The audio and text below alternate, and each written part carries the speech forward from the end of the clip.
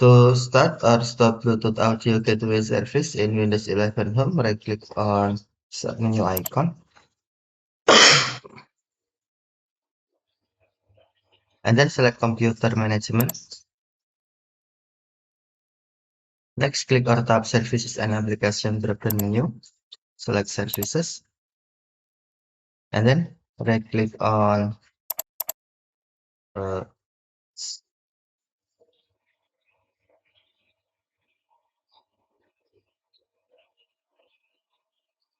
and then right-click on Bluetooth Audio Gateway Service. Next, tap Start to start or select Stop to stop.